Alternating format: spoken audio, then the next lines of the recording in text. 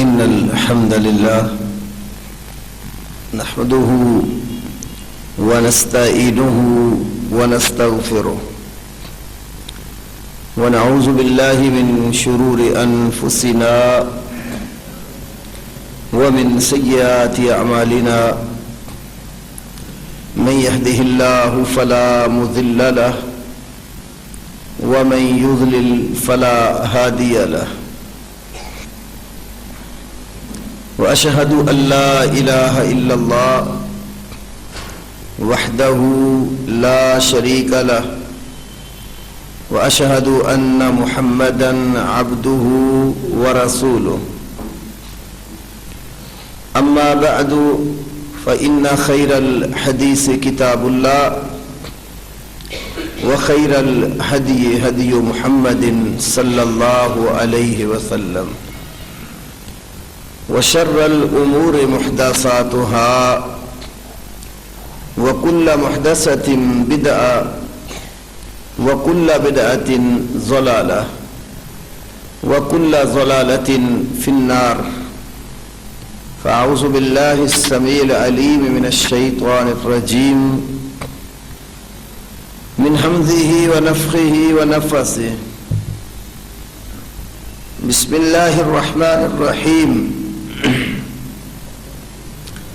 إنا أوحينا إليك كما أوحينا إلى نوح والنبيين من بعده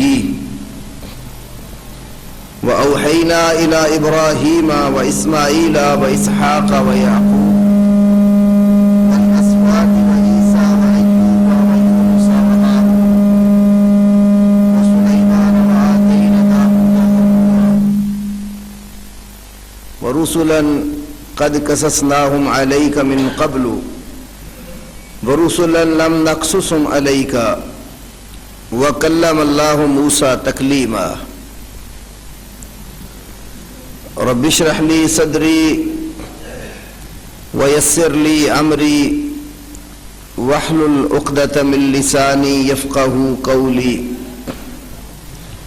اللهم صل على محمد وعلى آل محمد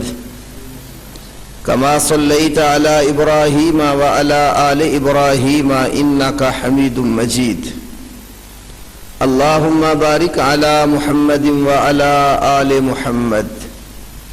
كما باركت على إبراهيم وعلى آل إبراهيم إنك حميد مجيد نہایت ہی عزت و وقار کے لائق علماء کرام اور میرے بزرگوں اور عزیز بھائیوں، اللہ وحدہ لا شریک لہ کے فضل و احسان کے ساتھ حدیث کی حجیت، اس کی اہمیت و ضرورت اور حدیث کی کتب کا مقام اور منکرین حدیث کے شبہات اور دلائل کے ساتھ ان کا ازالہ کرنے کا یہ ہمارا تبلیغی اور دعوتی اور اصلاحی پہلا پروگرام ہے۔ آج کے اس درس میں حدیث کی حجیت اور اہمیت کے حوالے سے قرآن حکیم کی آیات اور نبی کریم صلی اللہ علیہ وسلم کی احادیث اور سنن سے دلائل پیش کریں گے۔ قرآن حکیم میں اللہ وحدہ لا شریک نے سورہ النساء کے اندر 163 نمبر آیت کریمہ میں ارشاد فرمایا ہے، اِنَّا أَوْحَيْنَا إِلَيْكَ كَمَا أَوْحَيْنَا إِلَى نُوحٍ وَالنَّبِيِّينَ مِن بَعْدِهِ، یقیناً ہم نے آپ کی طرف اسی طرح وحی کی ہے جیسے ہم نے نوح علیہ السلام اور ان کے بعد نبیوں کی طرف وحی کی۔ وَأَوْحَيْنَا إِلَىٰ إِبْرَاهِيمَ وَإِسْمَاعِيلَ وَإِسْحَاقَ وَيَعْقُوبَ وَالْأَسْبَاطِ، اور ہم نے ابراہیم، اسماعیل، اسحاق، یعقوب اور ان کی اولاد عیسیٰ و ایوب، یونس و ہارون اور سلیمان علیہ السلام کی طرف وحی کی۔ وآتینا داود زبورا، اور داود علیہ السلام کو ہم نے زبور عطا کی۔ وَرُسُلًا قَدْ قَصَصْنَاهُمْ عَلَيْكَ مِن قَبْلُ، کچھ رسول ایسے ہیں کہ اس سے پہلے ہم ان کا قصہ آپ پر بیان کر چکے ہیں۔ وَرُسُلًا لَمْ نَقْصُصْهُمْ عَلَيْكَ، اور کچھ رسول ایسے ہیں ہم نے ان کا قصہ آپ پر بیان نہیں کیا۔ وَكَلَّمَ اللَّهُ مُوسَىٰ تَكْلِيمًا، اور اللہ تعالیٰ نے موسیٰ علیہ السلام کے ساتھ اچھے طریقے سے کلام فرمایا ہے۔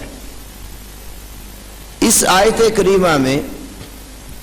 اللہ وحدہ لا شریک نے اس بات کو بیان فرمایا کہ نبی کریم صلی اللہ علیہ وسلم کی طرف اللہ تعالیٰ نے وحی اسی طرح کی جیسے نوح علیہ السلام، ابراہیم و اسماعیل، اسحاق و یعقوب، عیسیٰ و ایوب، یونس و ہارون، سلیمان و داود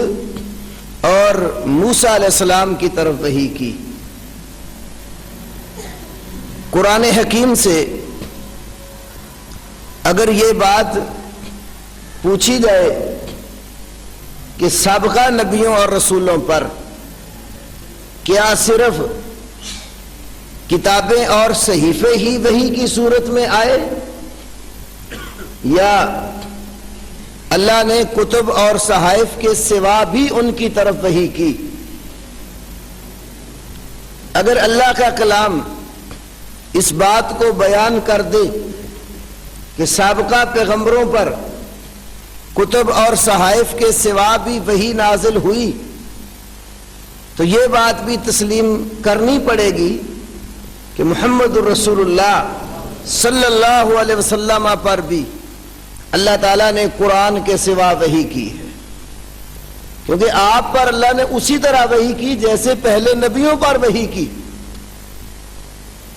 اب اگر پہلے نبیوں پر صرف کتابیں ہی نازل ہوئی تھیں تو پھر ہم یہ تسلیم کر لیں گے کہ نبی صلی اللہ علیہ وسلم پر بھی صرف قرآن ہی نازل ہوا اور کچھ نہیں۔ لیکن اگر قرآن یہ بات بتائے کہ پہلے پیغمبروں پر کتابوں کے سوا بھی وحی آئی ہے،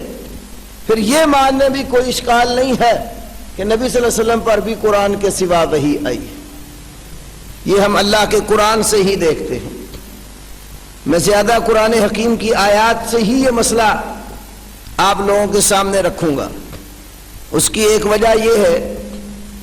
حدیث کا انکار کرنے والے جو لوگ ہیں وہ مختلف قسم کے ہیں۔ کچھ وہ ہیں جو بالکل حدیث نہیں مانتے اور وہ قرآن حکیم کا نام لیتے ہیں کہ ہمارے لیے صرف قرآن حجت ہے۔ کچھ وہ ہیں جو کہتے ہیں ہم حدیث مانتے ہیں، لیکن وہ حدیث مانتے ہیں جو قرآن کے مطابق ہو، اور جو قرآن کے خلاف ہے ہم اس حدیث کو نہیں مانتے۔ اور کچھ وہ ہیں جو حدیث کا نام تو لیتے ہیں لیکن اصول اور ضابطے ایسے وضع کر رکھے ہیں انہوں نے جن کی بنیاد پر وہ بے شمار احادیث صحیحہ کا انکار کر جاتے ہیں۔ اور کچھ وہ ہیں جو حدیث میں مانوی تحریف کر کے حدیث کا انکار کرتے ہیں۔ تو مختلف قسم کے طبقات ہیں ان میں، اس بات میں سب متفق ہیں یہ لوگ